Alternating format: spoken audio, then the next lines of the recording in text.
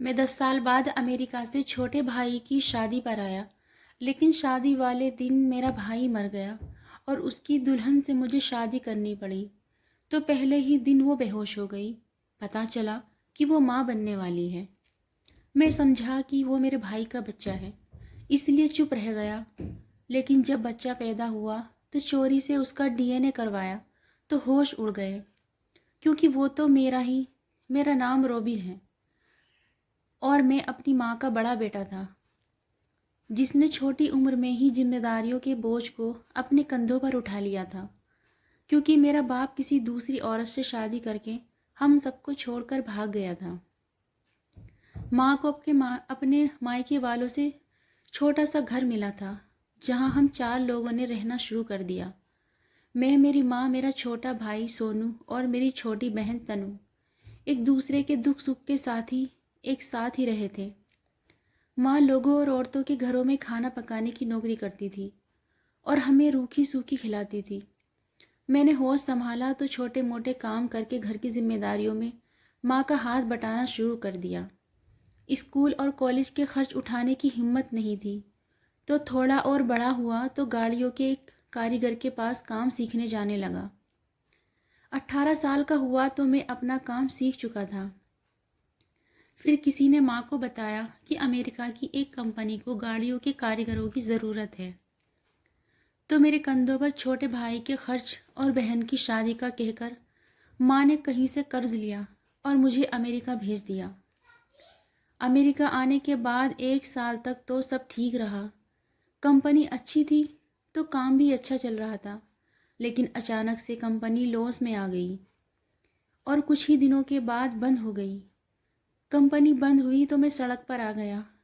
کرنے کو کام نہ تھا، نہ کھانے کو روٹی تھی، اور دیش بھی اپنا نہ تھا۔ یہاں ہمدردی دکھانے والا کوئی نہیں تھا۔ گاؤں میں بیٹھے بوڑھی ماں تھی جو مجھ سے بہت امیدیں لگائے بیٹھی تھی۔ اس لیے میں نے سب کام کرنے کی کوشش کی تھی، لیکن ناکام رہا۔ کہتے ہیں کہ ہر کامیاب مرد کے پیچھے ایک عورت کا ہاتھ ہوتا ہے۔ میری ناکامیابی جب بڑھنے لگی تو میں ایک دن میرا سے ملا۔ میرا اپنے بابا کی ایک ہی لڑکی تھی، جو کافی سالوں سے امریکہ میں اپنا کام کر رہی تھی۔ میں میرا سے فٹ پاتھ پر ملا تھا، جہاں اس کی گاڑی خراب ہو گئی تھی، جسے میں نے ٹھیک کر دیا تھا۔ تو میرا نے خوش ہو کر مجھے کافی سارے پیسے دیے، جو گاؤں میں بیٹھی میری ماں کے چہرے پر خوشی لانے کے لیے کافی تھے۔ پھر روز یہی ہونے لگا تھا۔ میں باقی مزدوروں کے ساتھ سڑک کے جس کنارے مزدوری ڈھونڈنے بیٹھا ہوتا، میرا کی گاڑی وہیں خراب ہو جایا کرتی تھی، اور بہت ہی جلد میں سمجھ گیا کہ وہ اپنی گاڑی کے ساتھ خود ہی چھیڑ چھاڑ کرتی ہے تاکہ مجھ سے ملنے آ سکے۔ میں پیسہ کمانے کی کوشش میں دوسرے دیش میں بھٹکتا اور محنت کی چکی میں پس کر اپنی خوشی کھو چکا تھا۔ میں اتنا تو اچھا نہیں تھا کہ کوئی مجھ سے ملنے کے بہانے ڈھونڈتا رہے، لیکن میرا کر لیتی تھی۔ میرا مجھے بالکل پسند نہیں تھی، کیونکہ میں چاہے جتنا بھی غریب تھا لیکن تھا تو ایک مرد۔ اس کے الجھے دھاگوں جیسے گھنگرالے بالوں نے مجھے چڑ ہوتی تھی، اور اس کے چہرے کا کالا رنگ روشن دن کو بھی اندھیرا بنا دیتا تھا۔ وہ مجھے بالکل بھی پسند نہیں تھی، لیکن وہ اتنی امیر تھی کہ میں اسے خود سے دور کرنے کا کہہ کر اس کو دکھی نہیں کر سکتا تھا۔ میں نے صرف میرا کے بزنس کی خاطر اس کا بڑا ہوا ہاتھ تھاما اور سیدھا سڑک سے اٹھ کر عالیشان محل جیسے گھر میں آ گیا تھا۔ تھوڑے ہی دنوں میں میرا کے ساتھ آفس جوائن کر کے میں نے کام کو سیکھنا شروع کر دیا، اور ہمیشہ کی طرح میرا تیز دماغ میرے کام آیا اور میرا مجھ پر بھروسہ کرنے لگی تھی۔ میرا اور میں ایک ساتھ ہی ایک ہی گھر میں رہتے تھے، اور کئی بار وہ مجھے شادی کے لیے پرپوز کر چکی تھی، لیکن میں ابھی شادی نہیں کرنا چاہتا تھا۔ میں میرا کے پورے بزنس کو اپنے کام کروانا چاہتا تھا، اور صرف بزنس کے لیے ہی اس کے ساتھ پیار کا دکھاوا کرتا تھا۔ میں تو صرف گاؤں میں بیٹھی میری فیملی کو اچھی زندگی دینا چاہتا تھا، جو میں میرا کو استعمال کر کے دے رہا تھا۔ میں میرا کی دولت پانے کے بعد امریکہ کے کسی خوبصورت لڑکی سے شادی کرنا چاہتا تھا۔ میں نے اس کے سامنے کہا کہ شادی ایک شرط پہ کروں گا، جب میرا اپنا سب کچھ میرے نام کر دے گی، اور پیار میں اندھی ہوئی میرا بنا کچھ بھی سوچے سمجھے سب کچھ میرے نام کر دیا، اور قانونی طور پر اناؤنسمنٹ بھی کر دی۔ اس نے مجھ سے شادی کرنے کا دن خود ہی رکھ لیا اور شادی سے ایک دن پہلے میرا ایک روڈ ایکسیڈنٹ میں ماری گئی۔ 2-4 دن میں میرا کا شوق منانے کے بعد میں نے کاروبار سنبھال لیا۔ مجھے کاروبار سنبھالتے 2 مہینے ہی ہوئے تھے کہ میری ماں کی کال آئی۔ میرا بھائی سونو اپنی پڑھائی کرنے کے بعد جاب کرنے لگا تھا اور اس نے اپنے لیے لڑکی بھی دیکھ لی تھی۔ ماں نے مجھے سونو کی شادی پر آنے کو کہا۔ میں نے ماں سے وعدہ کر لیا اور جلدی گاؤں پہنچ گیا، اور یہ دیکھ کر مجھے انجانی سی خوشی نے گھیر لیا تھا کہ میری فیملی جو پہلے ایک کمرے کے گھر میں رہتی تھی اب وہ ایک بڑے سے گھر میں رہ رہی تھی۔ دنیا کے ہر عیش و آرام میں نے اپنی ماں اور بہن بھائی کے قدموں میں لا کر رکھ دیے تھے۔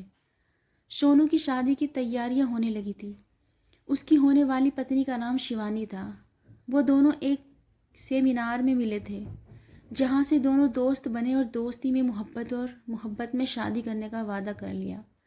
شیوانی اتنی سندر تھی کہ کسی کو بھی اس سے محبت ہو سکتی تھی، اور میں بھی شیوانی جیسی سندر لڑکی سے شادی کرنا چاہتا تھا۔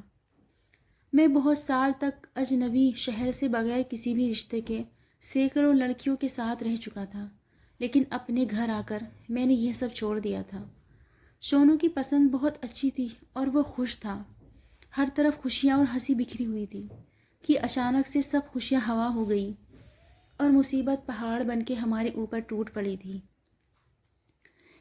ایک ایسا غم ہماری زندگی میں آیا کہ ہم میں کچھ طاقت ہی باقی نہ رہی۔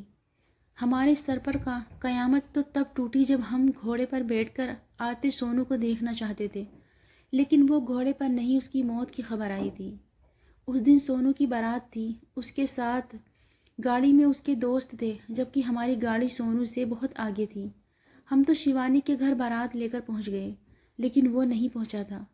اس کی گاڑی کے بریک فیل تھے اور اس کا بری طرح سے ایکسیڈنٹ ہو گیا تھا اور وہ اس گاڑی میں مر چکا تھا۔